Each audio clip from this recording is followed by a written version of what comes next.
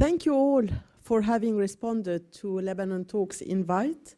And thank you, dear experts, for being here, knowing that you're intervening from 3 different cities.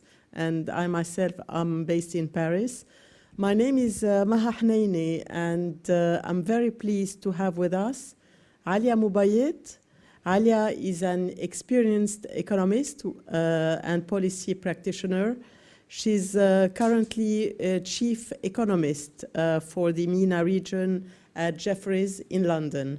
She's currently in Beirut intervening. Henri Chaoul. Henri is founder of Levantine Partners. It's a corporate finance boutique firm that is based in Beirut. Henri has, over the first half of this year, advised the Lebanese Ministry of Finance on the sovereign debt restructuring. He also was in the negotiating team with IMF before resigning in June.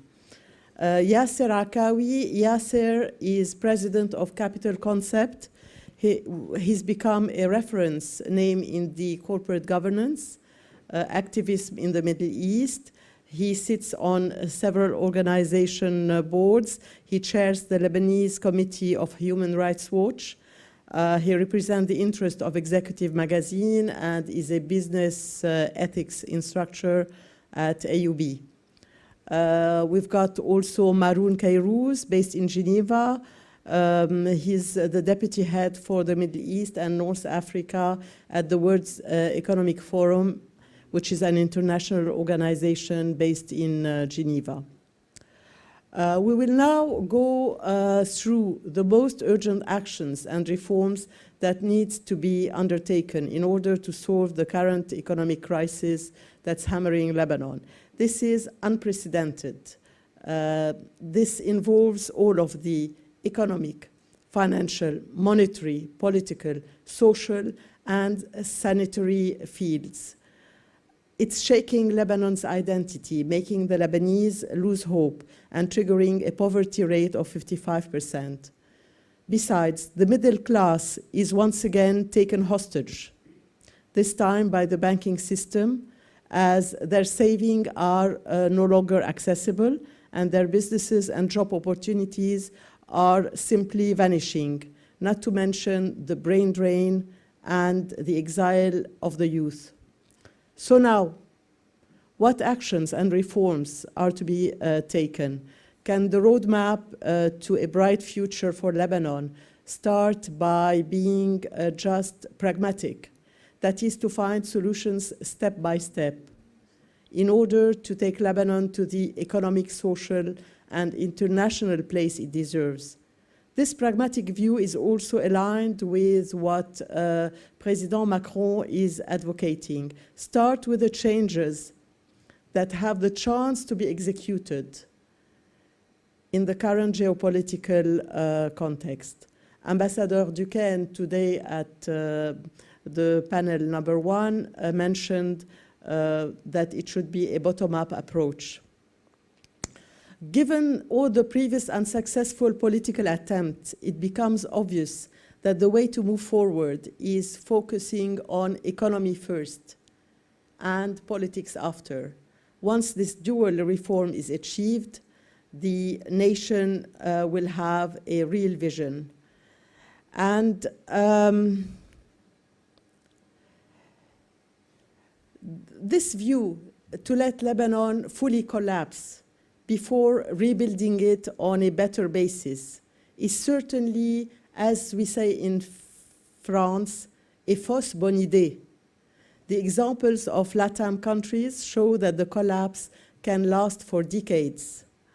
The urgency of the situation calls for multifaceted therapy that has to be announced in the next weeks, not months. Inaction is definitely no longer an option. So knowing these facts, knowing that Lebanon has been living with the illusion of wealth that was entertained by political and confessional leaders, that a currency peg plus big fiscal deficit equal a time bomb which has already burst, Here is my first question to our specialist. Maybe we can start with Henri and Alia, as they have written papers on such topics. Maybe the others, if they would like to add something. So, if you want to be pragmatic and start by stabilizing the economy, what are the 3 most urgent economic and financial reforms to undertake, and how can we compare the situation of Lebanon with that of countries that witnessed similar crises such as Greece, Egypt, and hopefully not Venezuela? Henri and Alia.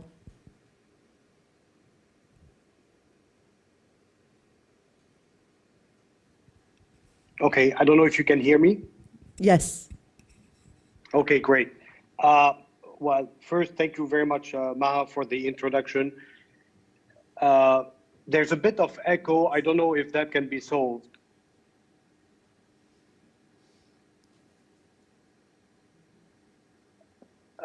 Anyways, yes, that's much better. But we hear you well. Okay, very good. So thank you, Maha, and thank you, LebanonTalks, for organizing this. I can see happily that you've taken social distancing in Lebanon to another level by putting Alia and Yasser very much far apart from each other. But I'm sure when we want to talk about reforms, let's talk about, we will need to talk about political reforms, and I'm sure we'll have time over the next 90 minutes or so to talk about that. So let me focus now just on financial and economic reforms in a very quick introduction. Number one, I think what the country needs immediately is a credit line, a supply of hard currency coming into the country. And whether we like it or not, this is not going to come but from having serious discussion with the IMF as quickly as possible. That is step one. That is the most important thing we need to do. Immediate accords with the IMF will be necessary. And those will not happen without, number one, having a banking resolution framework being put in place. None of this piecemeal approach to resolving the financial crisis. This is not going to happen. There will be no supply of hard currency if we take this piecemeal approach. We will need capital controls. We will need them immediately. On capital controls, it's very simple. We know how Egypt has done it. We know how Greece has done it. We know how Cyprus has done it. I mean, it's not rocket science. We know how to do that stuff. We need to, in my mind, we need to float the currency, okay? And whether we go to a dirty float, whether we go to a full float, we can debate that, but we need to do that but we cannot continue with the multiplicity of prices in the market. We need to abolish the subsidies immediately. And by doing that, we need to have alongside it a social safety net program so that we can protect the poor, the weak that are going to be hurt by getting rid of those subsidies. And of course, and that's a big title and we can talk about it a bit more, we need to revise our budgets so that we restructure, we reprioritize our spending in general. Now, the one last thing I want to say before giving the floor to Alia is we need to stop the immigration flow that is happening today. And that is very important. And I'm not sure I do have concrete ideas as how to do that. But what has been happening over the last 3 months and accentuated after August 4 is a massive brain drain from the country. The youth are leaving, the skilled people are leaving, and this will need to be reversed. This is a sort of trend that is taking place that will take generations to revert. So we need to revert it as quickly as possible. So with that, I will leave it to Alia to answer that question too. Well, thank you, Maha, for the question, and I'm very glad to join this effort with a really extremely thoughtful discussion since the morning. I think instead of just focusing on what are the priorities, I'd like to talk about the principles that should really guide us through our thinking about the reform efforts that Lebanon needs. I think we all agree that everything is urgent. I mean, why is everything urgent? The mere size of the crisis and the multiplicity of the crisis we are facing, banking, balance of payment, debt, and financial sector crisis, the size of the losses in the financial sector makes everything important, given the implications and the imbrications, the connectivity of these crises that have spilled over to being social and political. So for me, I mean, it's very hard to think that we should try to forego something at the expense of the other. Having said that, we need to have the right priorities and sequencing, and I'll talk about it. But I think as we talk ourselves about what is urgent, it is important to remember that we are feeling the urgency, whereas the people in charge seem to have no sense of urgency about what we are going through. And if actually they did, a whole year would not have passed seeing the economy basically going into a 25% of contraction year on year, hyperinflation of 100+%, a devaluation of more than 80%, a capital and human capital destruction, a complete meltdown. So the sense of urgency, I think, and that is a question we should debate, seem to be as if sensed by the population, but less by those who are in charge of the fate of this population. And this brings us to what you said, Maha, about, and I'm a firm believer that you cannot tackle these multiplicity of crises, and given the size, on a technical level and purely thinking about the economic implosion without really looking at the political context, and I'll get back to it. My second point is that the reform effort should be at different levels and should be run in parallel. I think to answer the first level is what is urgent and what I call the stop the bleeding, and that is certainly is about putting the capital control in place in order to regulate the supply and demand of dollars in the system, try to move to unify the exchange rate, rationalize the subsidies, or whatever is a drain on what remains available of foreign currency reserves, and have a proper usage and what I call strategic use of remaining foreign reserves, as we saw in other countries that undertook the crisis. Obviously, in the stop the bleeding or the top priorities is also this needs to start the minimum of reform needed to engage the international community to provide what Henri said is a necessary lifeline, at least for the private sector, whether working capital or trade finance, to be able to continue. The second level is what Ishaq talked about, and the previous panel was discussing about basically the recovery and reconstruction after the 4 August basically unfortunate explosion, the big crime that we're still grappling with. And that is important both at the humanitarian level, but also for us in terms of keeping the supply of dollar coming to the economy and showing and engaging with the international community along a new model basically of funding the recovery given the ineptitude and the inertia of the power in place. The third level is really what we have been working on for the last year, which we call the macro fiscal and financial sector stabilization and growth, which, I mean, the previous government has put the general framework, and which needs now to be, I would say, updated and thought about further, taking into consideration not only the changing political and economic economic context after the 4 August blast, because obviously the debt dynamics has worsened, the contraction has increased, the fiscal dynamics have deteriorated, and therefore the amount of the losses and the distribution of the losses that was envisaged 6 months ago will need to be revisited, but also lessons learned in terms of how we were not, why and how we were not able to build consensus around this and really work together to forge that forward. And the fourth and final level is what I call the more strategic level, because we need to anchor an IMF program for macro-fiscal stabilization into what will be the new economic growth model that Lebanon needs.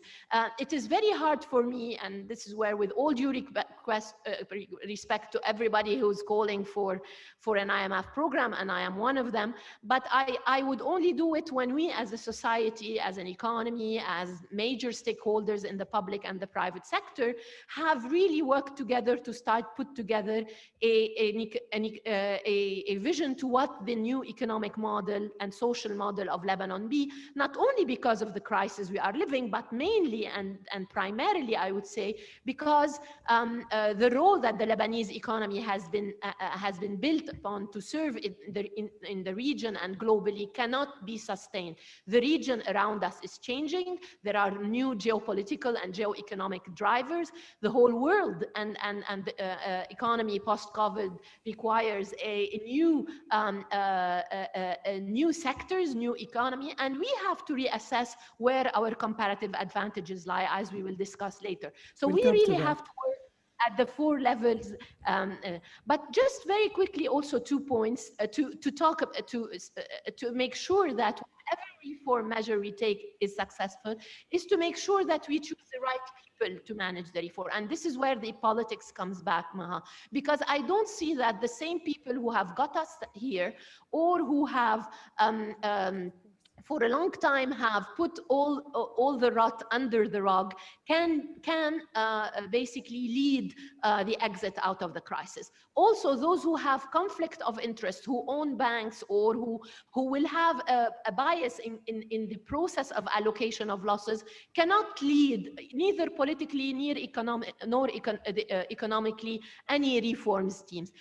And finally, in terms of sequencing of the reforms, and it should be a priority, I think it is impossible to move forward without making sure that we start by a very solid governance reform pillar. And I'm sure Yasser and others will talk about it, because accountability comes first. It will be impossible to ask the Lebanese to do more sacrifices if those who have brought us here are not made to be accountable for that. And this does not need to be confrontational or divisive. It can be done through proper policies. Thank you.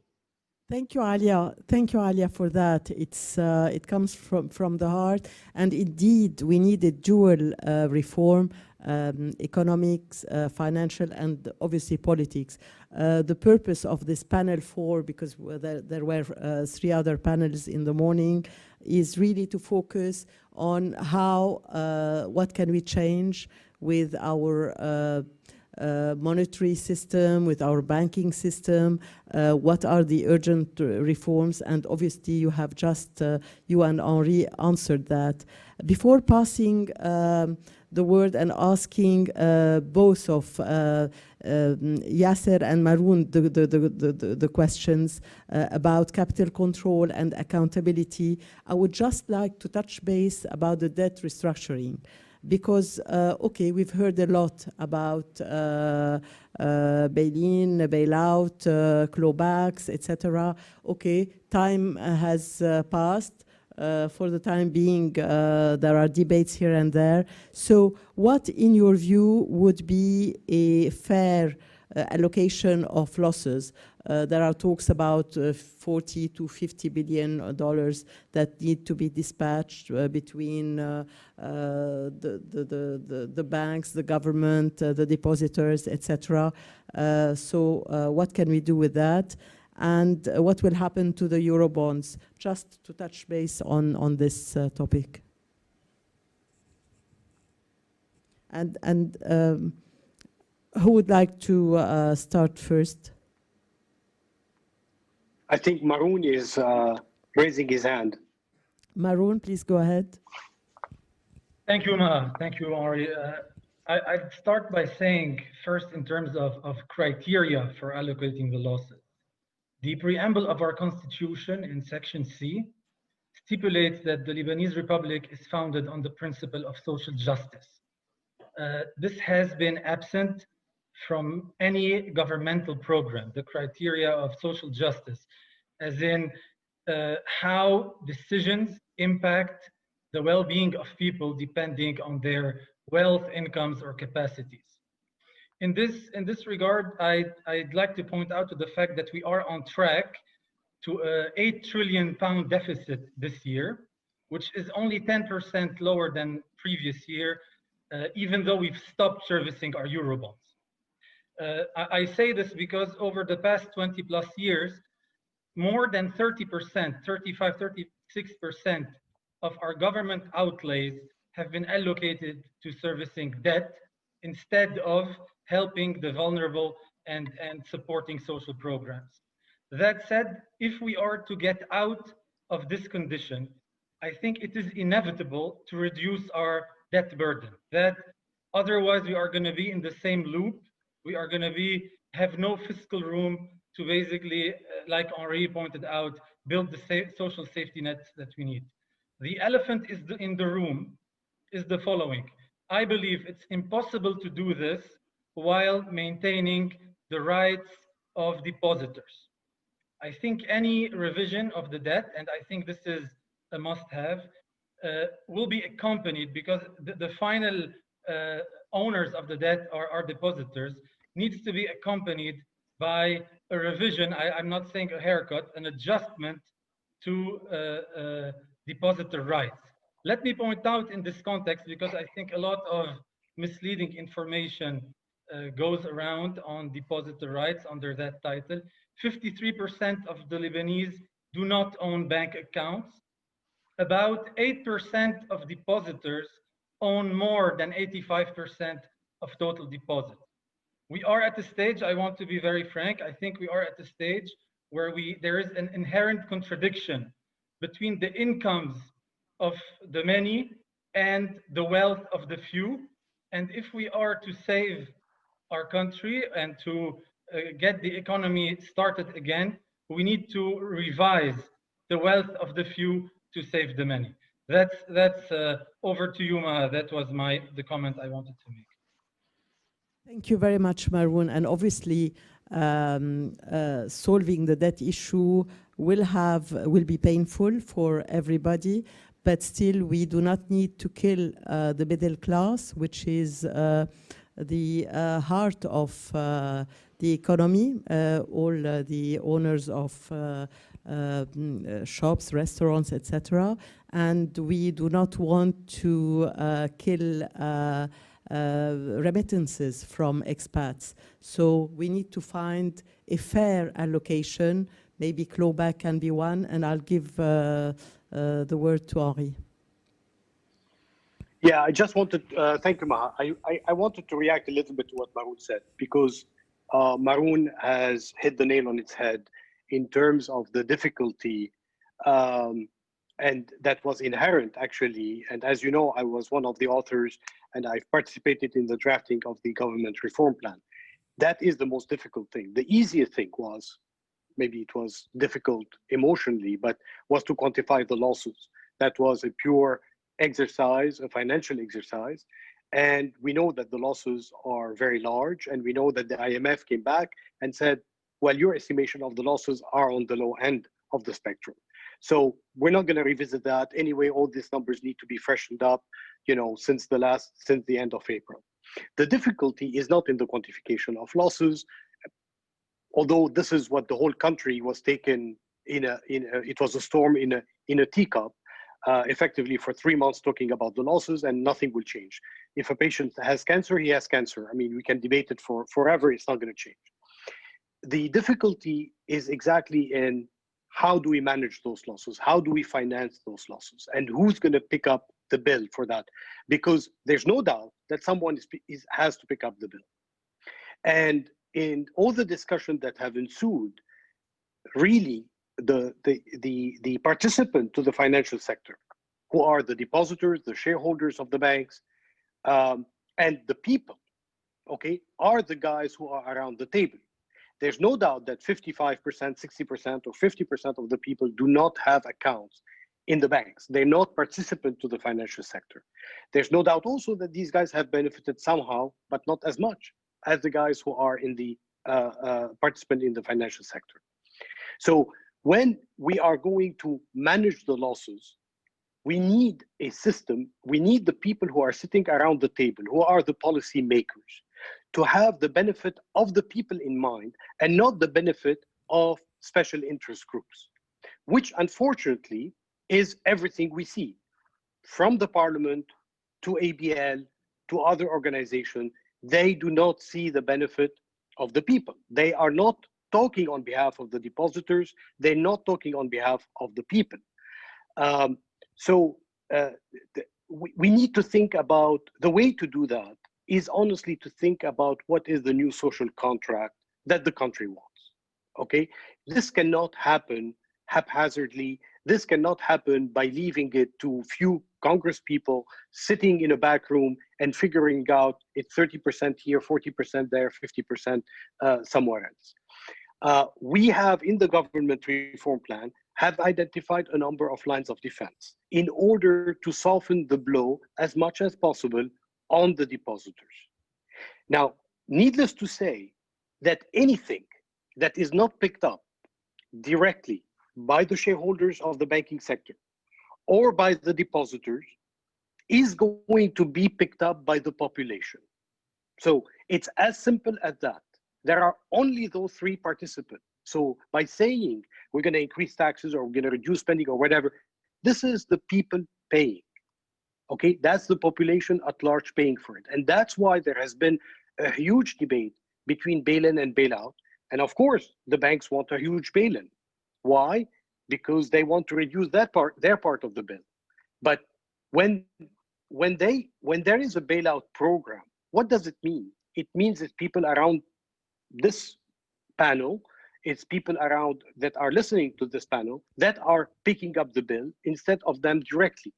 So we need to be very careful about that. There's no doubt in my mind that at the end of the day, it's going to be a mix of solutions. But the mix of solution cannot come, okay, from the beginning, from the get-go, by saying, yes, let's agree on a bailout of 40 billion of giving the seafront all the way and put it on the balance sheet of the central bank, which we all know what it means. It means it's going to end up in the hands and in the pockets of the people who have benefited from the system to start with. So we need to be extremely careful about that, and we can go into more detail. I want to say just one more thing, because we touched, and I think Alia touched upon that earlier, which is the political solution. There's no doubt, and what I've learned from my experience, although it was very short-lived in the public sector, is that there are technical solutions. Okay, the solutions exist. That's not what is worrisome. It's not what's worrisome is not what is the financial solution or what is the economic plan or what is the growth plan that we want to put for the country. What is the difficulty is the political setup. And I will tell you one thing, that without a government made fully of independent people, professional people, with exceptional powers to legislate, there will be no solution in Lebanon. It will be impossible. We are going to continue on the trend on which we are today unless we have a government that have the power to legislate for a transitionary period and for very specific files. It's very clear and it won't happen otherwise. Bringing back anyone in the government that has had a hand in the past and in leading us to where we are today will not help and will not solve the problem. Okay, Up to you, Ma. Thank you, Henri. I need to ask a question to Yasser about capital control and accountability, stolen monies, etc. But before passing the word to Yasser, you haven't really addressed, I mean, what do you think about clawback, which sounds fair, which is to take back from those who got massive interest rates over the last 4 years since 2016 and the financial engineering. So if we can take back these extra interests, that would really solve a big part of the losses, at least the one coming, to be treated by the depositors. Any views on that, Henri? And please, a quick response, and I need to... Sorry. Yes, I will take 60 seconds and then we'll respond to that. The answer to everything you said is yes. And I don't recall anymore if it was in an article I wrote back in May or in the government reform plan where I suggested clawbacks. I suggested clawbacks not only on excess interest paid to depositor, but I also suggested clawback on dividends paid to shareholders of the banking sector. And again, maybe it was not in either format. It was there. There are many lines of defense, and one of them, maybe that will be a good link to when Yasser is going to talk about governance, is to go after ill-gotten assets. It is impossible, okay, to cover that much of losses that we have in the financial system. It is unheard of. The extent of it relative to the GDP of the country is huge. And there's no way we're going to be able to cover that without going back and dipping into the pocket of people who have illicitly benefited from the public money. And we need to do that. And that is a very large line of defense. And I'm not talking about just the clawback. I'm talking about doing a forensic audit on the central bank, doing a forensic audit on the banks, doing a forensic audit on all public work contracts, so that we can understand who benefited from the largesse of the state and provide that into a fund that will soften the blow of the whole financial crisis on all the participants. I promise 60 seconds. Thank you. Thank you, Henri. Now, Yasser, I have two questions. One is with regards to the capital control. What do you think about the efficiency of the current unofficial capital control? And more importantly, because we know it will become official, what sort of shape it could take and how many years it will last? That's one question. Second, as you haven't been talking a lot, so I will flood you with questions, is recouping the stolen money a realistic action? And what are the examples of countries that succeeded in that? Should Lebanon remove the banking secrecy? And I will come back with more questions also to the other panelists. Thank you. I would like to start by thanking LebanonTalks for organizing this pertinent and on agenda discussion.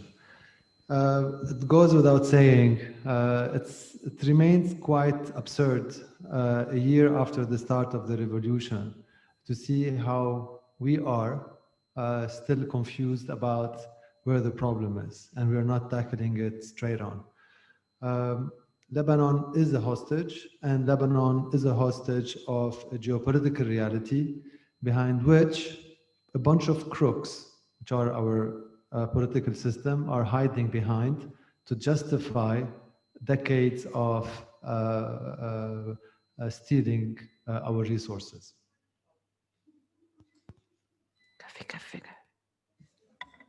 Among which, of course, is the electricity. Our electricity, as we have just witnessed. And maybe I'm going to say something that will bother everybody, and it bothers everybody each time I mention it. The banking industry is one of the victims of this political class. You know, the banking system is not different of any other industry that has placed its bets on this governments to do their job, and where governments and their incompetence failed to deliver. But of course, the banks are an easy prey. But trust me, there is no banker that would like to see the value of its bank to decrease by 90%, and the work that they worked for all their lives to lose its value. So and it's also absurd to think that a client fails on respecting and honoring a contract of paying back its money, and then you blame it on your banker because he lent you the money. You know, we have the principle is you honor your contract, and we go and pursue and we hold responsible and accountable those who fail to deliver on a contract. You know, and this is our political class and our government. Why did they do it? Basically, we know. You know, they enrich themselves. It's no secret. Transparency International places us at the bottom of the list of the most corrupt countries. Are we able? How fast we can detach them from the geopolitical sectarian enclaves they are hiding behind, and hold them responsible for what they're doing? I don't know. It takes a lot of maturity, and it can take a decade of deep brainwashing the Lebanese population. Meanwhile, we have, when we talk about governance and accountability and responsibility, it's rooted in democracy. So when let's say, if we talk about corporate governance, in the absence of shareholder democracy, where basically every shareholder has the right to nominate board members, and board members will issue policies whereby they maximize utility of the resource of the company they are responsible for in an ethical way, and they are answerable to the shareholders, then democracy is at the heart of it. You know, and democracy in Lebanon does not exist. You know, no matter how much President Macron stressed on the democratic system in Lebanon and how there is representation in the parliament, in reality, this is not how it happened. You know, Lebanon was taken hostage over the last 5 decades. Over the last 3 decades, or even 2 decades, that wasn't that difficult. The laws and election laws and the manipulation still go on, and we have witnessed in the last year how the people on the street has been manipulated. So the Thawar, or the revolutionaries, have been manipulated in a million different ways, which was confusing to the revolutionaries or the reformists as well. So our political class has hollowed our oversight mechanisms in every way possible. And whenever you look at what investors are looking for, you know, they're looking at this political and this legal, these two environments that are very important. You know, the political environment, we know what it is, and no investor will trust this political reality that we are going through regionally and in Lebanon specifically, especially in the last few days, where everything went very personal, and they forgot that there is another 4.5 million people that live on this earth. And of course, the legal, which also in shambles. We talk about very qualified judges. Yes, I agree, but still the judicial system is failing to deliver justice. 2 months ago, a few days ago, there was the 3rd biggest explosion that blew out Beirut. You know, I don't see where the judiciary have given justice to the people.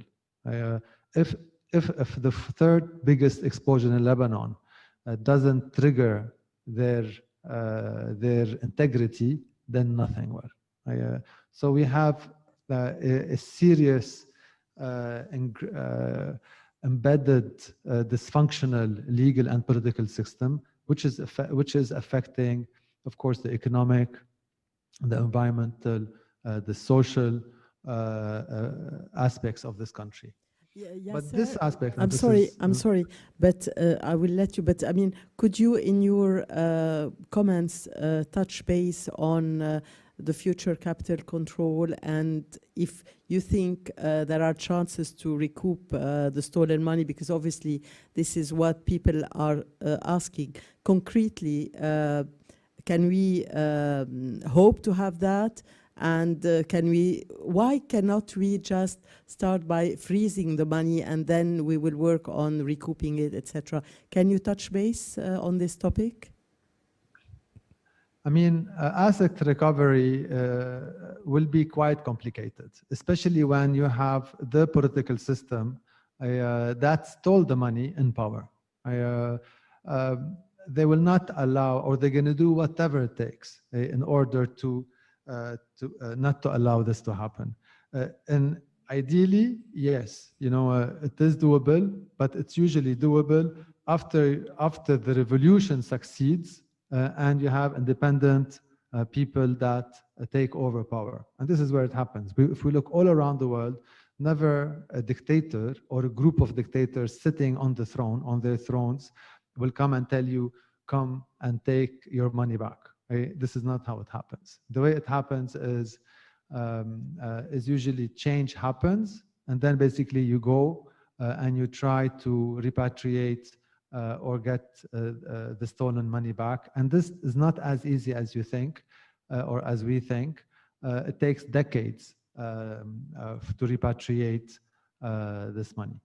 So it's not an easy process. Capital controls is happening as we speak. And the more this government or this establishment delays reforms, delays standing on the right side of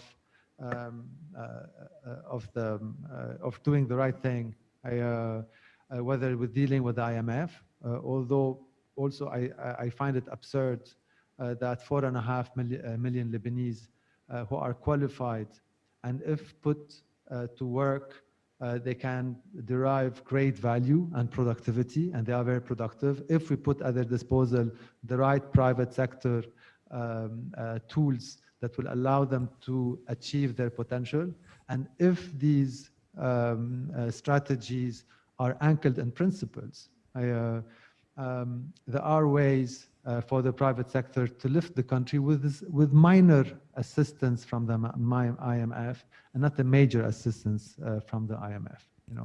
It's all productivity, and what we see now, which is a drop from $50 billion or $55 billion of GDP to 35 billion of GDP, is simply because the Lebanese are on pause. Put them back to work, give them the right tools, the right laws, the right guarantees, and rooted in inclusiveness and rooted in economic principles that really can re-establish the trust of the international community in this little country, and it's doable. Protect the banks and make sure that the banks are able to honor their contracts with their depositors, instead of the other way around, do everything to not allow this to happen. Again, this is out of principle that worked all around the world. Okay, thank you, Yasser, on that. I would like to pass on to Maroun and then to Alia. For Maroun, please, should Lebanon remove the banking secrecy?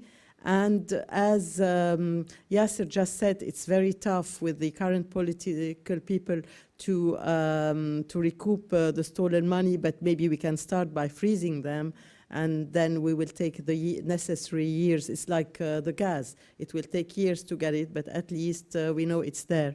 I mean, also I have a question. Are individual financial sanctions the only route for current politicians to accept to reform?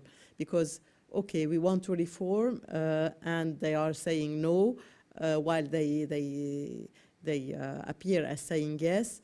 So Voilà, can you answer these two questions? And maybe somebody else would like to take over. Maroun. Thank you. To answer your first question quickly, I think we should at least suspend the banking secrecy law, given the widespread suspicion of abuse hiding behind it. As a first step, at least until we resolve the crisis. Building on what Yasser was saying, stolen asset recovery is notoriously difficult. There are very few cases of successes there. The two most prominent are that of Sani Abacha and Ferdinand Marcos. Both reached positive outcomes after they were deposed. There is one exception, however, which I would like to point out as a potential model for Lebanon. The International Commission Against Impunity in Guatemala. This is a body run and funded by the UN, which investigates organized crime and corruption crimes in Guatemala, and has been successful in imprisoning 3 former presidents, many ministers, members of parliament, generals in the army, and senior civil servants. I think our justice system is unable to deal with the level of systemic and structural corruption that we have. It's not the 1% versus the 99%. This is a bit populistic to me. It's the 70 versus the 30, and that's why it's so difficult for us to resolve it on our own. I think we have an opportunity with the interest of the international community. We should lobby, especially us abroad. We should lobby the international community to make any payments to Lebanon contingent upon forming a commission like the Guatemalan model. I'd like to comment, just to react to something Yasser said, if I may, on the banks. I agree they have been made into a convenient villain by some, while I also agree that they are not at the origin of the crisis, but I would say they are complicit from 2 perspectives. One, in terms of customer service. I cannot condone the way they have humiliated. I understand they cannot give people their money, but I think they should have found innovative solutions. They should have treated their customers, and I'm talking about retail customers, with the respect that they deserve. I've been to one of my branch, and it was a humiliating experience, I have to say. And the second thing I would ask is, have they had the same restrictions on all of their customers, regardless of their political status and of their net wealth? If the answer is yes, then fair enough. If some are allowed to transfer hundreds of millions abroad, while others have to beg for their money, I think there's something massively wrong there, and someone needs to be held accountable. Thank you, Maroun. Alia, we see that currently the country is facing a hyperinflation that is probably 120, 150 and continuing %. And do you think the recent measures announced by the BDL to tighten the monetary supply an efficient measure, or will it only lead to a liquidity crisis and speculation? I mean, before answering that, because I believe there is no one answer or particular measure that would stop hyperinflation if we don't have a macro stabilization set of policies being implemented. Actually, the situation in which we are now is because those in charge have failed to go the path of a comprehensive approach to addressing the multitude of crises I spoke about, led us to this sort of continued approach to funding the deficit through printing money, leading to hyperinflation, while at the same time failing to address the banking and the debt crisis and the need to restructure debt and to restructure the financial sector, aggravated the bank run and put additional pressure on the exchange rate, and therefore fueled further hyperinflation. So for that matter, I think the set of ad hoc measures, whether by the central bank or even some decisions of the previous government, or they're refusing now to remove the subsidies in all within the absence of this comprehensive framework, without having it in place, it's going to be extremely difficult to stop this vicious hyperinflationary cycles. This is why we have to go back to where the problem started, and that is really the balance of payment and the debt crisis. And in terms of debt restructuring, if I may just go back to the discussion, it is important that we all remember why is it important. And I mean, this country has a pile of debt that at the end of last year was around 170% of GDP. And the whole idea behind basically the decision of the government and part of the society who backed that decision to default on that was to go towards a restructuring of the debt that is conducive to avoiding Lebanon being stuck in a debt trap for years and years and potentially a decade. And why do we need to restructure that? Because this country cannot grow if we don't tackle the problem of debt. And to go back to the reason why we have not, after a year, moved any inch in that process, is really the problem of the distribution of losses. Because clearly, whether it is the choices of the amount of haircut on the debt, which has implication on bank capitalization and on the potential bail-in, but also potentially some form of clarification. Instead of having gone through a range of options and therefore addressed, downsized, cleaned up the balance sheets of the banks and the central bank, we are now in the process of socializing the losses through this process of exchange rate devaluation, hyperinflation, and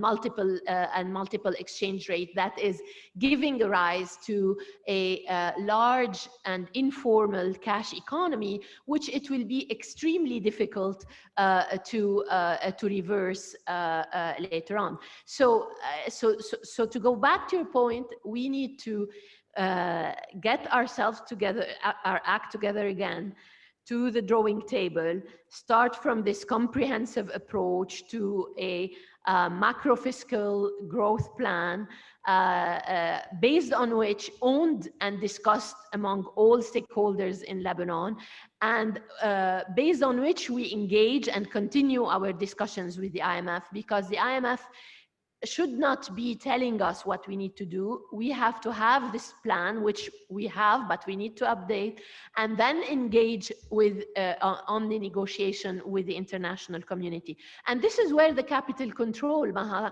is important, because not only do we need a set of a solid legal basis for capital control in order to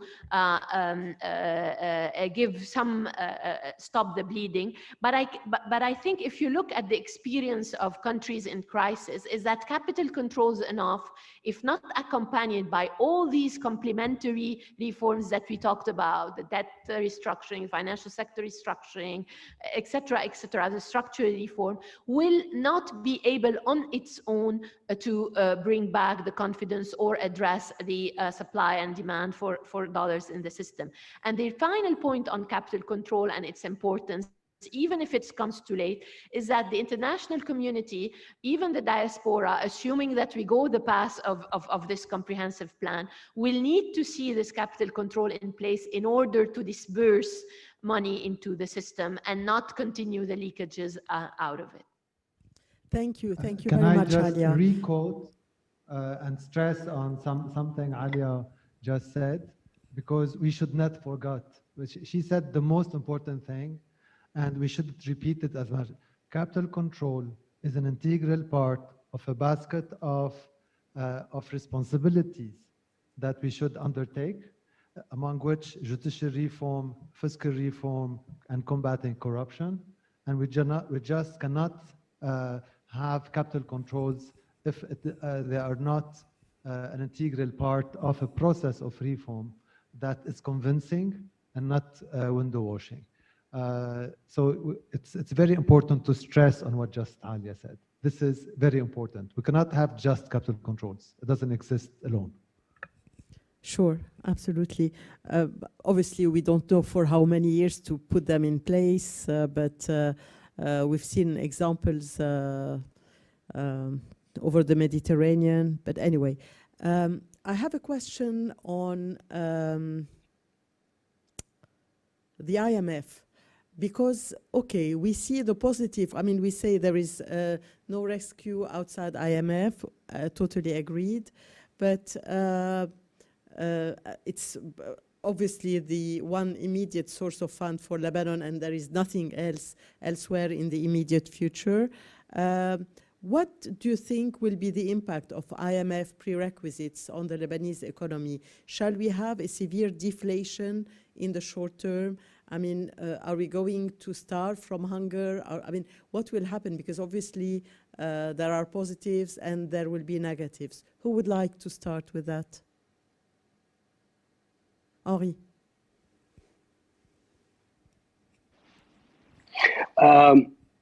Look, I think there's a big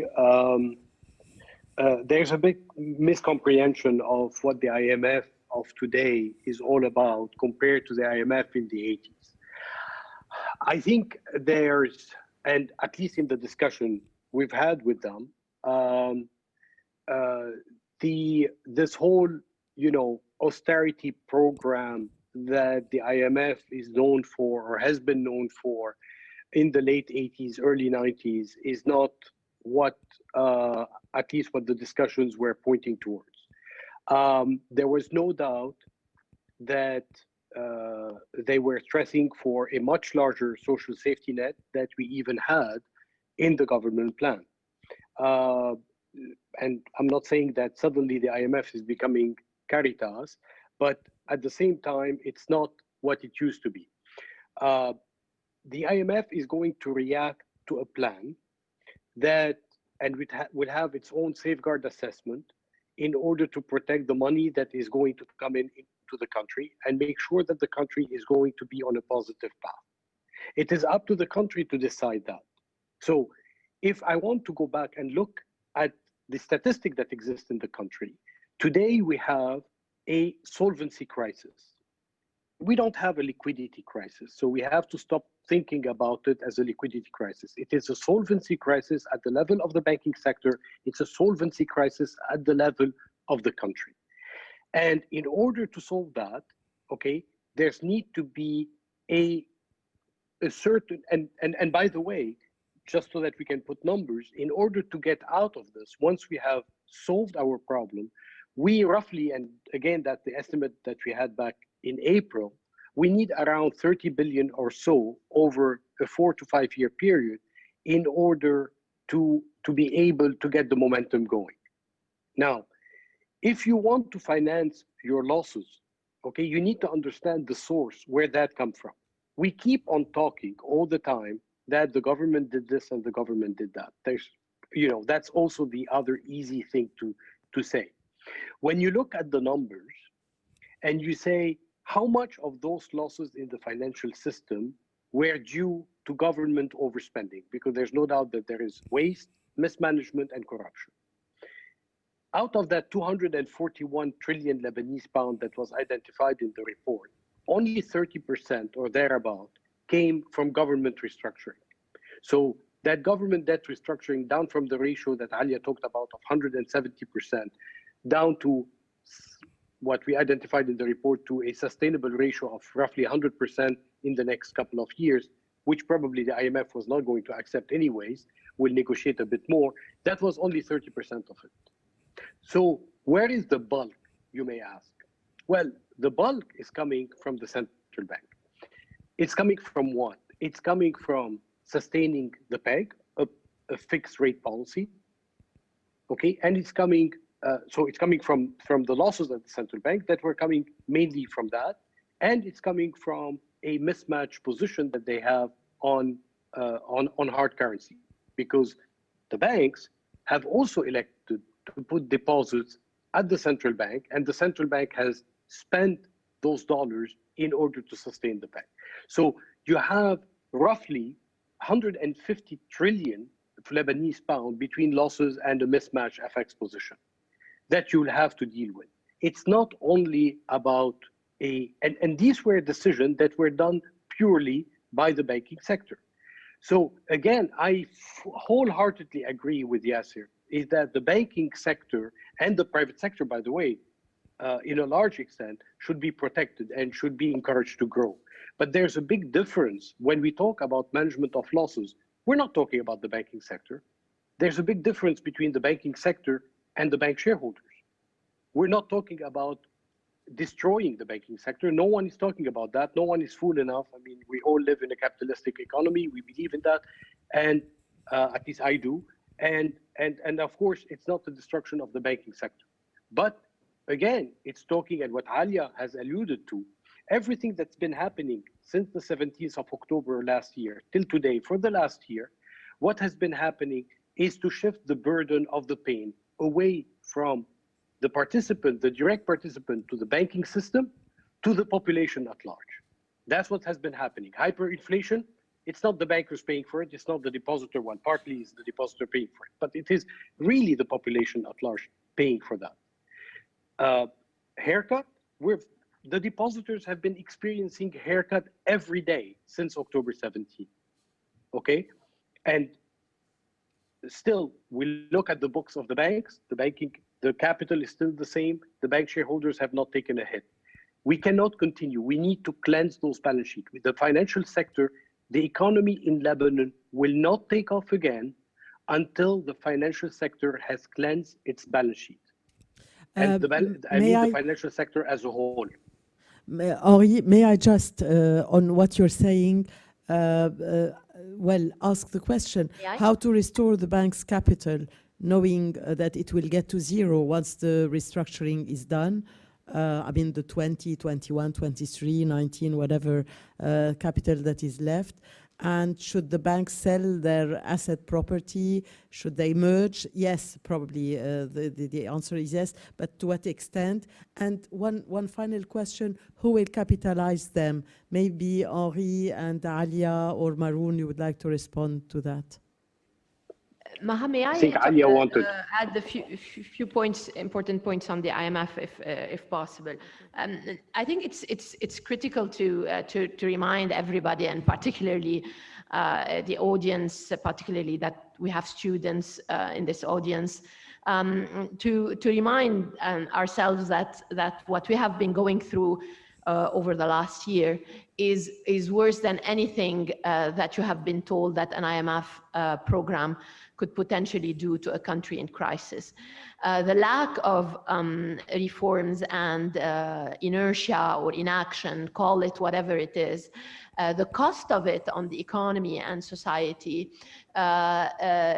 should be a lesson for us to actually insist on what we call orderly and evidence-based exit strategies from the crisis. Because what we have been living throughout last year is a disorderly, interest-based destruction of physical, financial, and human capital. Something that any country who goes into an IMF program, if well managed, with strong counterparts, with local ownership of the IMF program, would make it impossible to happen. So what we have to do is take back control of the ownership of the reform agenda, and basically look at where we are and see that the adjustment that we have seen in the last year, the current account adjustment, I mean,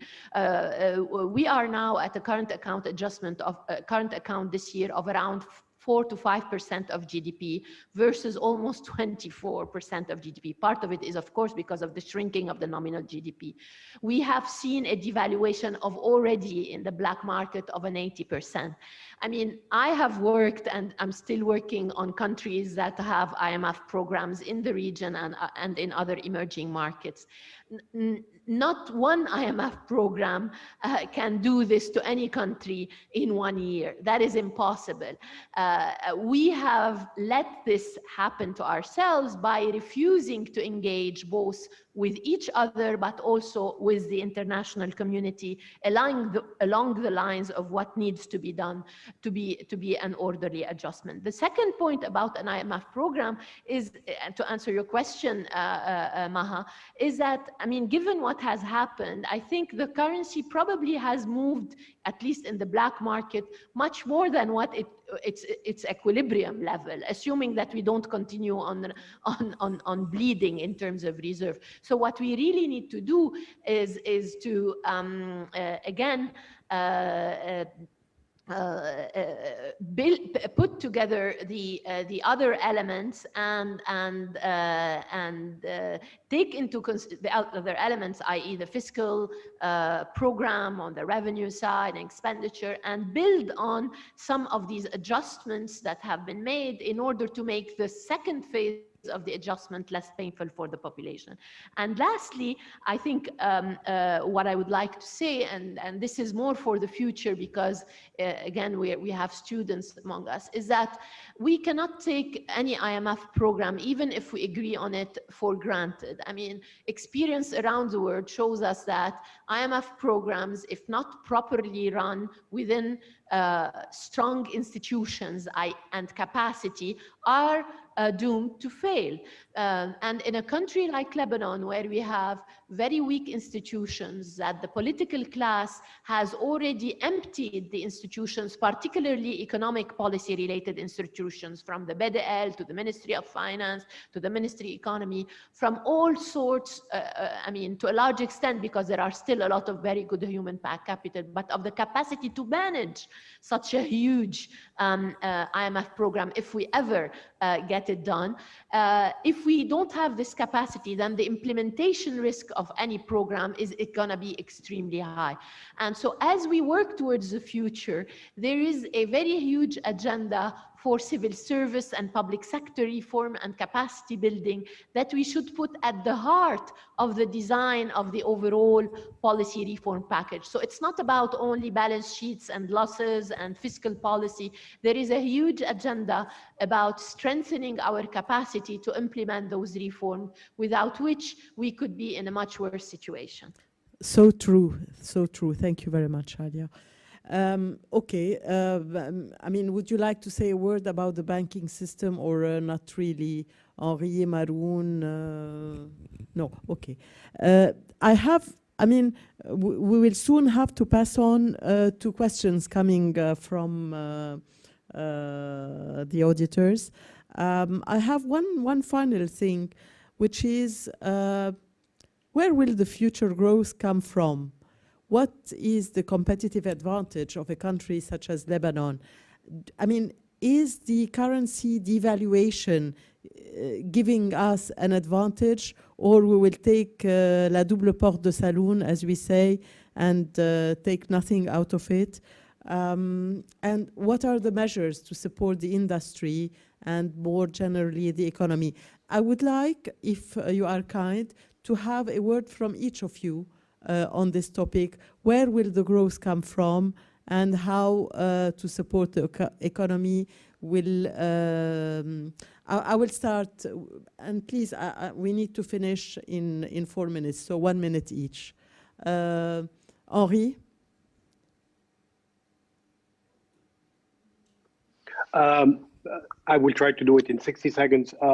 Look, where the growth is going to come from, there's no doubt that the growth is going to come from the private sector. There are, we need to focus, and we need to take advantage of the problems in which we are, to refocus on, in my mind, 2 or 3 sectors that are of prime importance.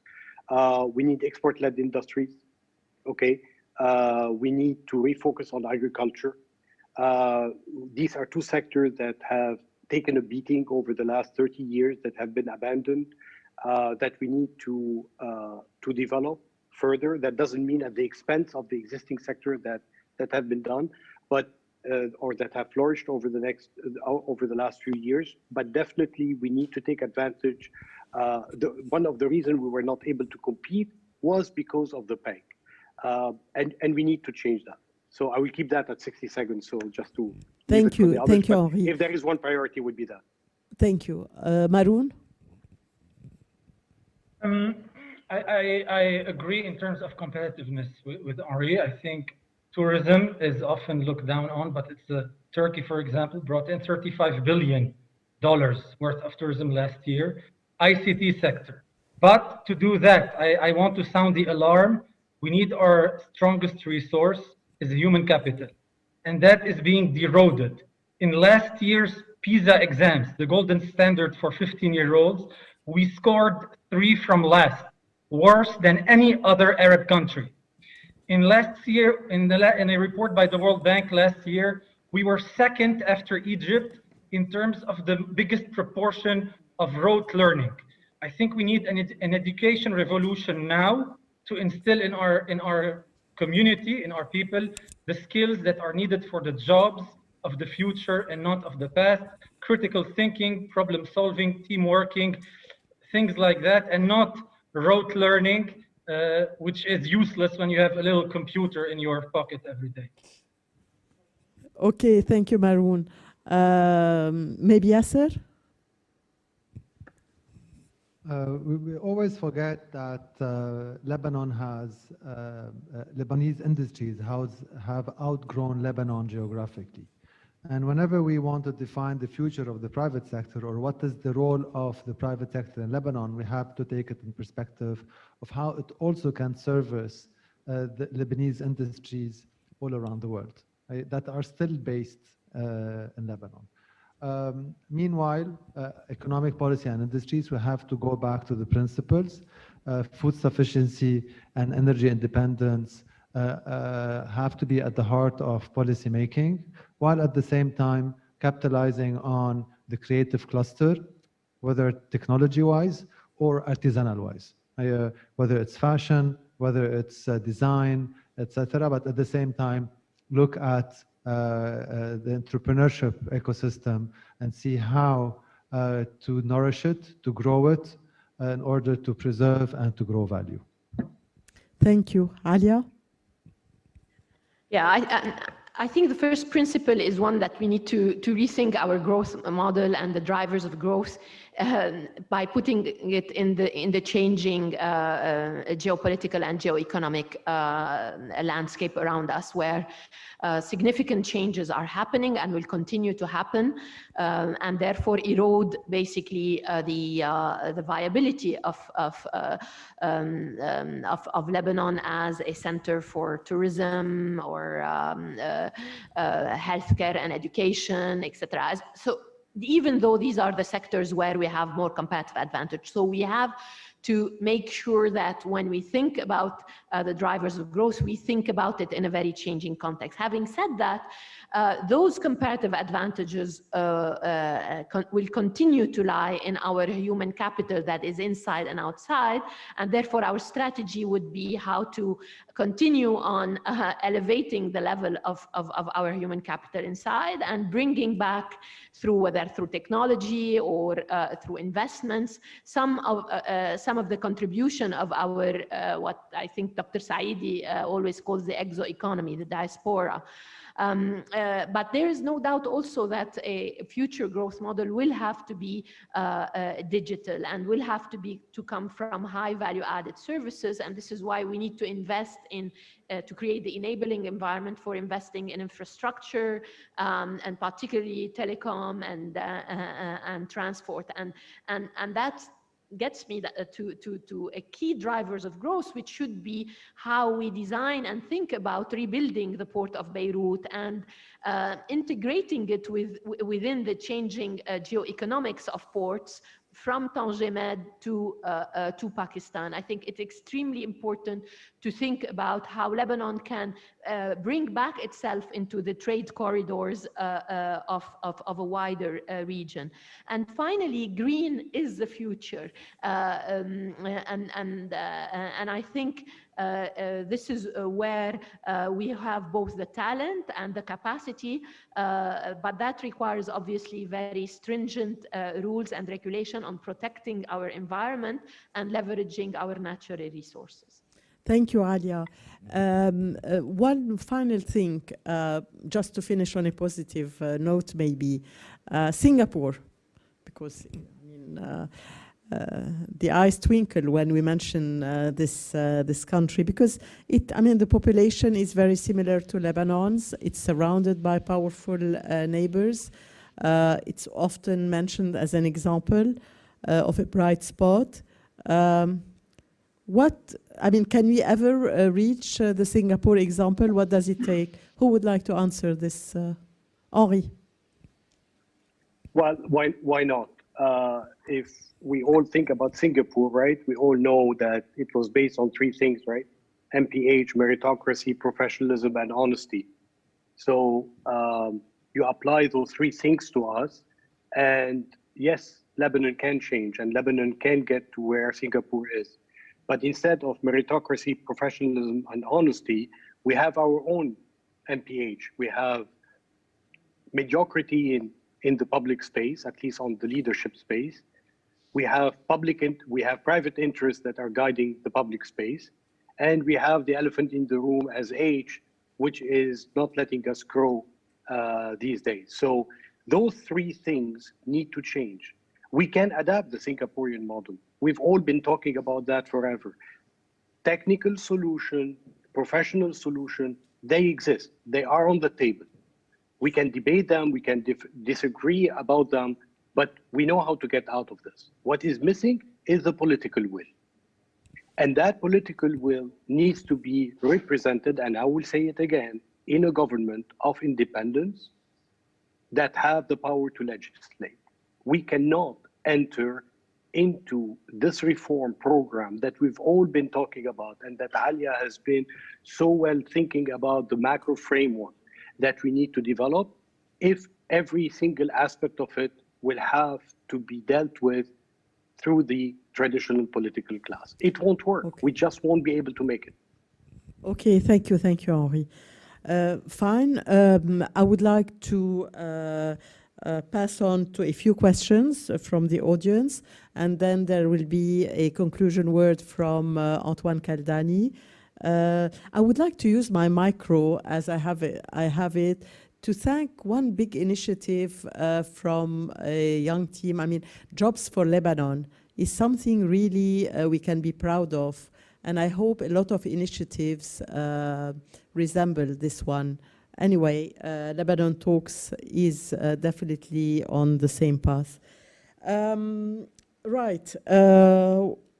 Amongst the questions we have, why is Lebanon's gold not considered as a source of loan? Who would like to answer?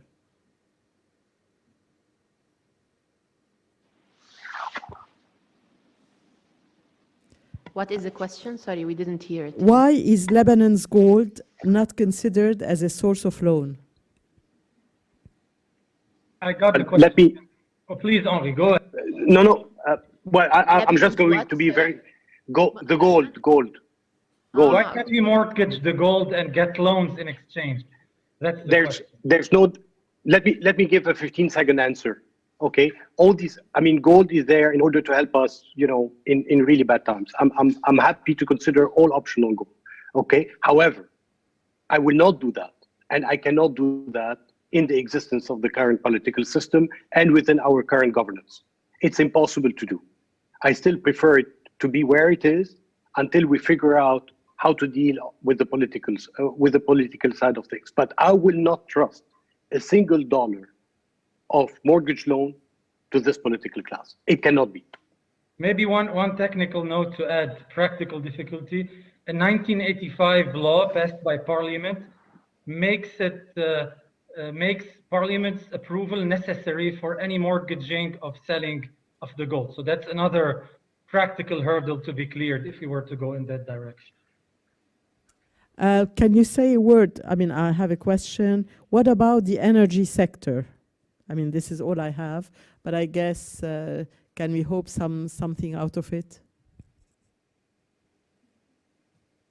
Who would like to answer? Of course, the energy sector is, I think the energy sector is a key driver of growth. It is actually, in today's Lebanon crisis, it is a macro-critical issue. And when I say macro-critical, it's that not only is it a driver of our deficits, which are themselves weighing on our currency, our banking sector, and have caused a major part of the crisis. So the energy sector, resolving it and reforming it is essential for us to rebuild state finances and the economy, but it's also a major, if you look at all the studies by the World Bank and the IMF and many people, it is the major bottleneck. And even I think the WEF competitiveness indicators at some point before after corruption, I'm sure, is a major obstacles to private sector growth. So energy has to be part of our growth model, not only to solve the macro imbalances, but also to move towards alternative forms of clean and energy. And there are a lot of Lebanese stakeholders who have put forward the reforms in that direction. But I think, once again, we have failed to reform that sector because of the politics. As part of energy, of course, it will be whether we will, how do we manage our potential future oil and gas resource, if at all we get there. But I think at this stage, both because of the governance problems, but also because of we need to rethink whether the viability of exploiting the resources, given the general changes in the global energy balances. There is a strategic thought process that we need to do, but certainly energy is at the core of Lebanon's exit strategy from the crisis, but also potential drivers for future growth. Thank you, Alia. Maybe a question to Yasser. I have this question. Today we're discussing removing subsidies that will directly affect the most vulnerable parts of society versus distributing coupons via the same sort of institutions and clientelism that got us here. So what are your thoughts on that?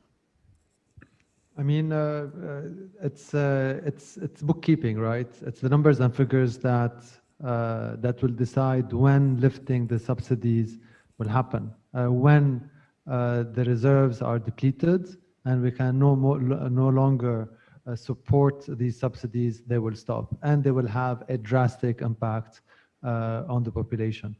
Because this has not been managed. I mean, Henri said it at the beginning that lifting the float and lifting even subsidies can happen if they are offset, or the impact of such policies can be offset by a basket of easing measures that can make it more bearable. Meanwhile, we are being, just to add to the question of gold, the existing political class cannot be trusted with any asset or anything of value. They are kleptomaniacs. No, they are pyromaniacs, and they should stop playing with fire. Not only giving them, they were able to squander $250 billion over the years without building any value for it. With $250 billion, you could have built 3 Singapores, not one, and they failed.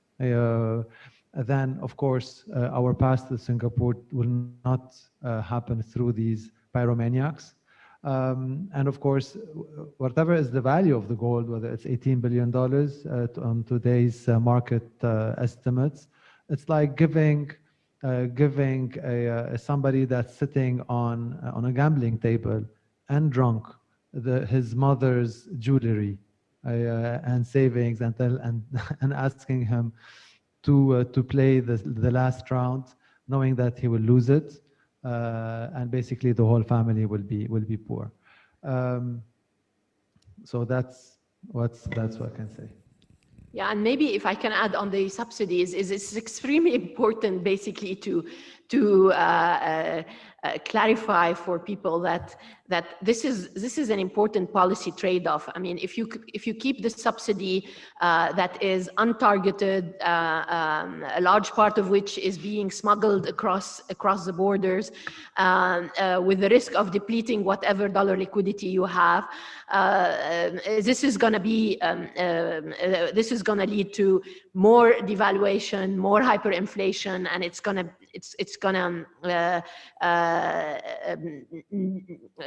worsen the existing path of the deterioration. But at the same time, if you remove it without really putting it in a comprehensive plan of social safety net, but also broader social policy, particularly that social safety net when you have 50% of the population now under the almost poor, it would not be enough. So just doing the lifting of subsidy without anchoring it again into the broader macro fiscal framework that we have been talking about for more than an hour is also not the best approach. So again, let's go back to the basics. We cannot continue the piecemeal solution to an existential crisis that the population is paying the price of it. Okay, thank you, Alia. I will ask the final question as we're getting close to the hour and a half, which is assessed as the time frame. What would be the role? I mean, this question, I will ask it, but obviously we've spent time talking about it, but maybe it would be a good conclusion. What could be the role of the diaspora in rebuilding the economy through which investment vehicle? Who would like to answer? Okay, allow me to intervene. The diaspora is no different than any international observer of what's happening in Lebanon. Of course, we saw in the last, since 2004 or since 2005, this nostalgic sentiment of and Lebanese all around the world have demonstrated that they want to help Lebanon in a way or another, or to be involved. And so many organizations have been created to reflect this drive. Yet, just not to close on a negative note, Lebanon or the Lebanese citizens and the Lebanese private sector, in an ever globalized environment, can still comply and go beyond Lebanese laws and Lebanese reality and comply with international best practices, whether in terms of complying with environmental, social, and governance standards, and by them being democratic on a micro, on the size of their company. And they can still have access to capital, and still the international community, including the international Lebanese diaspora, can sit together and come up with financial solutions that could provide them with a certain level of liquidity, could protect Lebanon and can help Lebanese entrepreneurs to preserve the little value that remains in their corporations.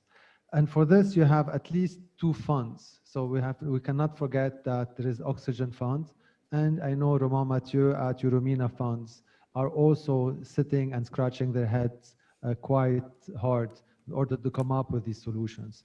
And betting on the private sector today, even in the absence of political and legal framework, the private sector is adaptive. The private sector is quick to react and to comply with investor and shareholder expectations. And maybe this is what should be the next step, because betting only on geopolitical and internal political bickering to change, it will be the wrong bet. But sitting with the private sector and trying to devise programs that can allow them weather the storm that could last for a couple of years or more before we reach a certain equilibrium or not, would be a better bet. Thank you, Yasser. I think we need to finish right now, unless somebody has a very, very urgent topic that. Can I just suggest a trio of how what the diaspora can provide? I mean, I'm from the diaspora, but I'm happy to be in Beirut in these COVID times, and frankly, I mean, having as somebody who's involved in a lot of what the diaspora is doing, I think there are three inputs that and roles for the diaspora. The diaspora has a role in knowledge provision at a time where we are going through difficult times, where particularly the youth will continue to need to be connected to knowledgeable, experienced people of the diaspora to bring solutions to the country. The second is the funding, as Yasser talked, and really whether mobilizing the capital and thinking about creative funding channels through the next period where as we exit the strategy. And finally is influence. This is where diaspora has a role to play, not only because now the diaspora has the right to vote outside and therefore contribute in changing the power balance in the system, which we need to bring change, but also influence through engagement with our international partners to move in the direction of what is good for Lebanon and not only of what is good for these international partners. Thank you, Alia. Thank you, the four of you, for your valuable input. And I think it's a good transition to give the micro to Antoine, because obviously one of the reasons for Lebanon Talks is to touch the diaspora. And thank you very much.